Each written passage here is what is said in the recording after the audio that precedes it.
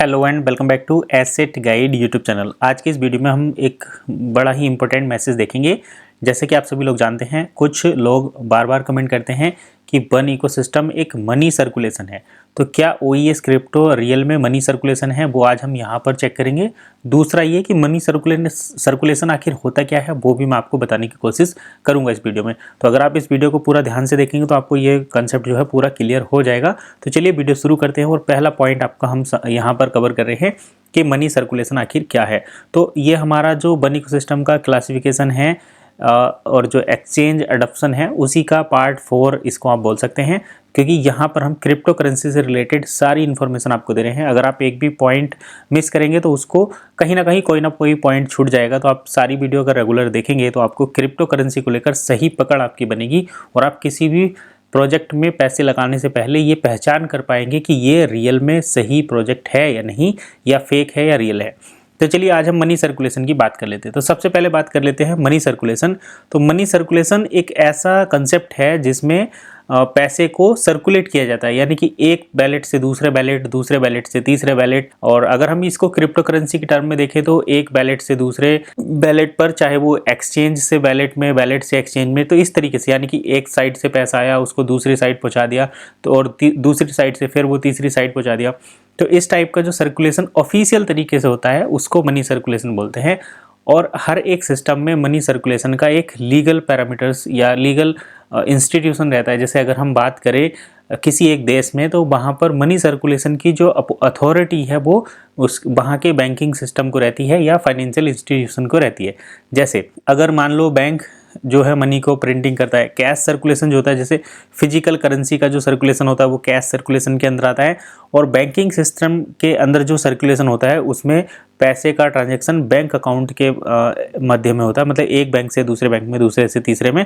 और ये आपका लोन के थ्रू होता है, डिजिटल ट्रांजैक्शन के थ्रू होता है, विड्रॉल के थ्रू होता है, डिपॉजिट के थ्रू होता है। अगर हम इसी डिजिटल या क्रिप्टो करेंसी ट्रांजैक्शन के टर्म में कैलकुलेट करें तो डिजिटल प्लेटफॉर्म पर जब पैसा सर्कुलेट करता है, जैसे एक मोबाइल वॉलेट से दूसरे वॉलेट में, एक अकाउंट से दूसरे अकाउंट में इलेक्ट्रॉनिकली ट्रांसफ़र करना, तो वो सब डिजिटल तरीके से या क्रिप्टो ट्रांजैक्शन के अंदर आता है। अब इसमें वेलोसिटी ऑफ मनी, यानी कि जो एक टर्म आती है कि जिस रफ्तार से मनी जो है एक वैलेट से दूसरे वैलेट, दूसरे वैलेट से तीसरे वैलेट, एक हाथ से दूसरे हाथ, दूसरे से तीसरे हाथ जाता है, तो उसको जो है उसकी मनी वेलोसिटी के टर्म में हम कैलकुलेट करते हैं। अब चलिए ये सारी चीज़ें तो हो गई। इसमें आप गवर्नमेंट और सेंट्रल बैंक का रोल भी देख सकते हैं। जैसे आपको एक वैलेट से दूसरे वैलेट में पैसा भेजना है तो उसको बैंकिंग अप्रूवल रहता है। आप अपनी बैंकिंग ऐप के थ्रू भी अगर पेमेंट सेंड करते हैं तो वहाँ पर भी जो NCPI कॉर्पोरेशन है वो इस चीज़ को रेगुलेट करता है। तो ये सारी चीज़ें रहती है। सेंट्रल बैंक का इसमें रोल रहता है, वो इसको एडजस्ट करता है। गवर्नमेंट, जैसे हम यहाँ पर देखें इंडिया में, तो RBI उस चीज़ को मैनेज करता है। अब जो जैसे वन इकोसिस्टम जैसे जो प्रोजेक्ट हैं जहाँ पर आपको MLM के थ्रू एक एजुकेशन पैकेज सेल किया जाता है, तो वहाँ पर मनी सर्कुलेशन है या नहीं उस चीज़ को हम वेरीफाई करते हैं। तो सबसे पहले बात कर लेते हैं कि मनी सर्कुलेशन का जो लाइसेंस है वो बैंकिंग सिस्टम पर रहता है, सरकार उसको कंट्रोल करती है। अब अगर कोई एक ऐसा नेटवर्किंग प्लान आपके सामने आ जाता है जिसमें आप किसी को ज्वाइन कराओ तो आपको पैसा मिलेगा, आप फिर किसी दूसरे को ज्वाइन कराओ तो उससे भी आपको पैसा मिलेगा।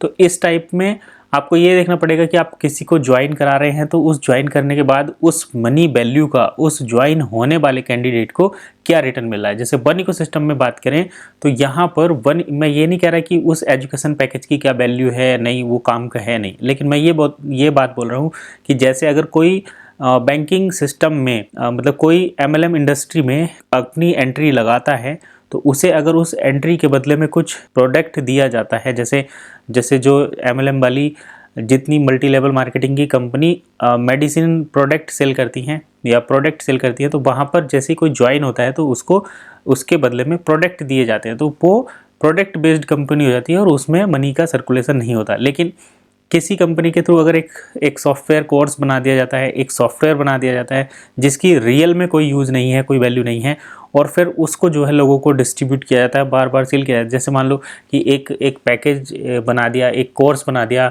या फिर एक वीडियो कंटेंट बना दिया और उसको आप सेल करते हैं। जैसे आपने वो $100 का सेल किया, उसके बाद कोर्स वही है, उसी जैसा सेम कोर्स एक दूसरा बंदा आपको फिर $100 में सेल करता है, और जिसको आपने सेल किया उसको कमीशन मिलेगा, या जिसने सेल करवाया उसको कमीशन मिलेगा।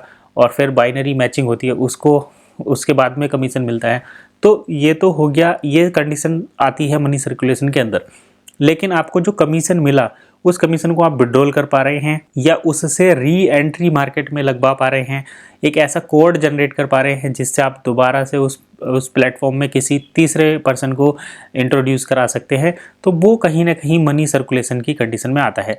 अब यही रीज़न है कि जैसे वन इकोसिस्टम की बात करें तो यहाँ पर अगर आप नेटवर्क मार्केटिंग करते हैं और किसी को ज्वाइन कराते हैं तो आपको कमीशन के तौर पर यूरो तो मिलते हैं, लेकिन वो रिजर्व कैश यूरो होते हैं, उनको आप विड्रॉल नहीं कर सकते। तो वन इकोसिस्टम इस चीज़ को क्लियर करता है कि यहाँ पर मनी सर्कुलेशन वाला कंसेप्ट फेल हो जाता है, क्योंकि ये मनी सर्कुलेशन नहीं है। क्यों? क्योंकि आपको जो किसी को ज्वाइन करने पर एक कमीशन मिलता है उसको आप विड्रॉल नहीं कर सकते, उसको आप सिस्टम में यूज कर सकते हैं। और वो भी किस तरीके से, जैसे एडिशनल सर्विस लेने के लिए, जैसे डिप्लॉयमेंट के लिए आप 25% cash euro, reserve cash euro का यूज कर सकते हैं, या फिर आप उसको केवल यही एक तरीका है जिससे आप अभी तक तो यूज कर पा रहे हैं, बाकी आपको उसको कहीं से भी यूज नहीं कर सकते। ना तो आप उसको नई एंट्री लगाने के लिए भी आप 25% यूज कर सकते हैं, लेकिन 75% आपको नई करेंसी, जो न्यू करेंसी रहेगी, न्यू कैश यूरो रहेंगे, उसी को यूज करना पड़ेगा। तो सिर्फ 2 यूज हैं रिजर्व कैश यूरो के, नई एंट्री लगाने में 25%, हालांकि 25% भी कर पा रहे हैं तो कर तो रहे हैं, लेकिन आप 25% तो कंपनी के प्रोडक्ट यानी कि जो कॉइन है, जो आपको प्रमोशनल कॉइन मिले हैं, उनको भी कर सकते हैं। तो एक तरीके से देखा जाए तो मनी सर्कुलेशन इस वाले कंसेप्ट में तो नहीं है, क्योंकि आप उस यूरो को, जो कमीशन का आपको यूरो मिलता है, उसको विड्रॉल नहीं कर सकते। लेकिन अगर हम बात करें कोर्स की, तो यहाँ पर कोर्स जैसे स्टार्टर पैकेज है, वो सब कोर्स तो सेम रहेंगे, लेकिन उसको आप सेम एक ही अकाउंट से एक्सेस कर सकते हैं, डाउनलोड नहीं कर सकते। लेकिन उसके बाद जो दूसरा मतलब उससे हायर पैकेज, जैसे ट्रेडर पैकेज है, प्रो ट्रेडर है, ट्रिनिटी है, ईगल प्लान है, इस तरीके, तो उन सब के कोर्स अलग अलग हैं। तो यहाँ पर भी वन इकोसिस्टम ने कुछ ऐसे सिस्टम डिजाइन किया है जो मनी सर्कुलेशन के अंदर नहीं आता। साथ में यहाँ पर जो आपको टोकन दिए जाते हैं वो प्रमोशनल टोकन होते हैं, मतलब आपको रिवॉर्ड के तौर पर दिए जाते हैं, यूटिलिटी टोकन उसको बोलते हैं। तो यूटिलिटी टोकन से आप यूटिलिटी करेंसी बना सकते हैं या माइन करके कॉइन बनाते हैं, वन कॉइन या फिर वन करेंसी या फिर OES करेंसी। तो उस OES करेंसी को, OES क्रिप्टो को आप यूज कर सकते हैं डील सेकर पर बाइंग सेलिंग के लिए। और जब डील सेकर पर आप बाइंग और सेलिंग के लिए यूज कर रहे हैं तो आप उसको प्रोडक्ट की रियल वैल्यू से एक्सचेंज कर रहे हैं। जैसे आपने एक बाइक खरीदी जिसकी कीमत 1 लाख रुपए है, तो आपने 1 लाख रुपए की कीमत के पहले कॉइन दिए, फिर आपको बाइक मिली। मतलब आपके उस कॉइन की, जो आपके यूटिलिटी कॉइन है या आपके जो प्रमोशनल कॉइन है, उन कॉइन को आपने रियल प्रोडक्ट से एक्सचेंज कर उसको एक वैल्यू दी, तब आपका वो विड्रॉल के योग्य बनता है पैसा। तब आपको उसको डील सेकर पूल के थ्रू यूज कर सकते हैं, डील सेकर पूल में कन्वर्ट करके विड्रॉल कर पाते हैं। तो ऐसी कंडीशन में आप डायरेक्टली, आपने जो एजुकेशन पैकेज ज्वाइन करने के लिए पैसा दिया था, उस पैसे को ना तो आप कमीशन के तौर पर यूज कर पा रहे हैं, ना आप उसके प्रमोशन से मिले हुए कॉइन को कुछ भी दूसरी एंट्री लगाने के लिए 100% यूज कर पा रहे हो। तो उस कंडीशन में जो मनी सर्कुलेशन वाला कंसेप्ट है वो यहाँ पर हमें फेल होता हुआ दिखता है। देखिए, जो सही बात है मैं वही कंसिडर कर रहा हूँ। तो नेटवर्क मार्केटिंग में मनी सर्कुलेशन बहुत सारी कंपनियां करती हैं, लेकिन वन इकोसिस्टम में मनी सर्कुलेशन वाला कंसेप्ट इस तरीके से तो देखने को नहीं मिलता। अब बात कर लेते हैं कि जैसे जो सर्कुलेशन मतलब दूसरी चीज़ों का, जैसे स्टैकिंग कर सकते हैं, ट्रांजैक्शन करते हैं, तो विद इन सिस्टम आप कर सकते हैं। आप उस वन इकोसिस्टम के अंदर बाइंग भी कर सकते हैं, स्टैकिंग भी कर सकते हैं और यूटिलिटी बेस्ड पेमेंट भी कर सकते हैं। मतलब डील से करके ही एक वॉलेट से, वन इकोसिस्टम के एक वॉलेट से दूसरे वॉलेट में आप P2P ट्रांजैक्शन भी कर सकते हैं। तो विद इन सिस्टम जो सर्कुलेशन हो रहा है उसको आप वन इकोसिस्टम में या OES क्रिप्टो के अंदर, OES क्रिप्टो के इंटरनल सर्कुलेशन बोल सकते हैं। लेकिन पैसे देकर OES परचेज करना, उसको फिर दूसरे को ट्रांसफ़र करना, वो यहाँ पर लीगली तो पॉसिबल नहीं है। तो उस कंडीशन में ये सर्कुलेशन के अंदर नहीं आता। तो ये एक कंसेप्ट है कि वन इकोसिस्टम में मनी सर्कुलेशन होता है क्या? तो मनी सर्कुलेशन लीगली यहाँ पर नहीं होता। बाकी लोग तो बहुत स्मार्ट होते हैं, वो कुछ ना कुछ तरीका निकाल ही लेते हैं चीज़ों को इधर उधर घुमाने का। तो वो कंसेप्ट एक अलग हो सकता है। जब तक रिजर्व कैश और कैश यूरो, ये 2 अलग अलग यूरो का कंसेप्ट नहीं था, और जो किसी को ज्वाइन कराने पर यूरो मिलते थे, उन यूरो से नई आईडी लगती थी, बाइनरी मैचिंग होता था, वो भी कमीशन मिलता था, उसको विड्रॉल करते थे। उस टाइम पर ये कहीं ना कहीं उस कैटेगरी में फॉल करता था, लेकिन अभी ऐसा कंसेप्ट नहीं है। दो अलग अलग टैब हैं, कैश यूरो आपको ऐड ही करना पड़ता है। रिजर्व कैश आप केवल डिप्लॉयमेंट की सर्विस पर 50% पेमेंट के तौर पर यूज कर सकते हैं, जो कि एक सेपरेट कंसेप्ट है। तो यहाँ पर इसको मनी सर्कुलेशन कंसीडर नहीं किया जाता। तो चलिए फिलहाल इतना ही, मिलेंगे नेक्स्ट वीडियो में, तब तक के लिए कीप वॉचिंग एसेट गाइड।